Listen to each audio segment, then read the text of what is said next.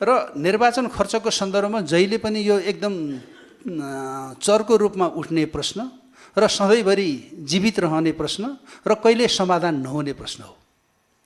निर्वाचन नीति प्रधान हुनुपर्छ, आफ्नो कार्यक्रम प्रधान हुनुपर्छ, धनु प्रधान होइन। यदि धनु प्रधान निर्वाचन भयो भने त्यो निर्वाचन हुँदैन, त्यसले स्वच्छता कायम गर्न सक्दैन, त्यसले निष्ठता कायम गर्न सक्दैन र त्यसले त्यहाँबाट धनु प्रधान निर्वाचनबाट निर्वाचित प्रतिनिधित्वहरूले मुलुकमा सुशासन प्रवाह गर्न सक्नुहुन्न भन्ने चाहिँ तपाईँ हामी सबैको ठहर र अठोट हो। यो हुँदाहुँदै पनि धन किन खर्च हुन्छ? धेरै धन त खर्च भइराखेको छ नि। अहिले तपाईँहरूले हेर्नु भने निर्वाचन आयोगले दलका उम्मेदवार र प्रतिनिधि र दलले खर्च गर्न पाउने कति हो त हो भनेर सीमा निर्धारण गरेको छ। सीमा कसरी निर्धारण गर्यो?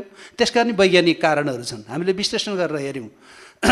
यो 25-33 लाख कति यो कुन कुन ठाउँमा कति छुट्टा छुट्टै प्रकृतिका हरेक निर्वाचन क्षेत्रको छुट्टा छुट्टै छ र त्यसलाई हामीले सीमा निर्धारण गर्ने क्रममा दलका प्रतिनिधिहरू कति भूगोलमा उहाँहरू घुमफिर गर्नुपर्छ र कति भूगोलमा उहाँहरूको मतलब मतदाता भेट्नुपर्छ र कार्यकर्तालाई कति ठाउँमा विश्राम गरेर खाना बस्नको व्यवस्था गर्नुपर्छ लगायतका विषयवस्तुहरूलाई समेत मध्यनजर राखेर अनि निर्वाचन खर्चको व्यवस्थापन गरिएको हो।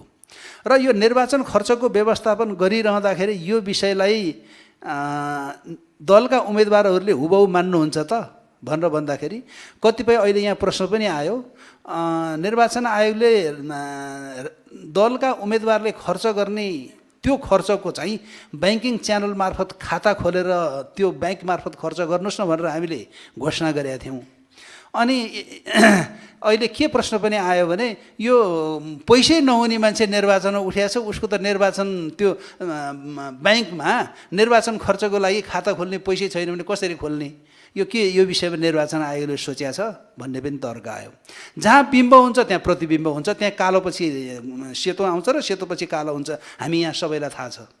र सबभन्दा बढी प्रतिशत चाहिँ के गर्दाखेरि उचित हुन्छ भन्ने कुरो निर्वाचन आयोगले ठहर गर्यो र खाता मार्फत अथवा ब्याङ्किङ च्यानलभन्दा बाहिर तपाईँहरूले खर्च नगरिदिनुहोस्। त्यो ब्याङ्किङ च्यानलभन्दा बाहिरको पैसा चाहिँ त्यो कर तिरेको सेतो पैसा होइन।